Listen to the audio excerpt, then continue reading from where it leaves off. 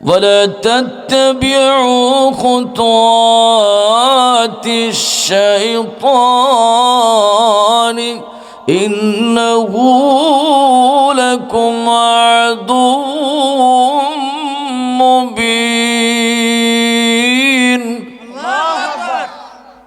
আল্লাহ তাআলা বলছেন তোমরা শয়তানের ওয়াসওয়াসা, প্ররোচনা, কুমন্ত্রণা গ্রহণ করো না। শয়তান তোমাদের প্রকাশ্য শত্রু। শয়তান আমাদের শত্রু না বন্ধু? শয়তান আমাদের শত্রু না বন্ধু? শয়তানের সাথে কি বন্ধুত্ব চলবে না দুশ্মনী চলবে?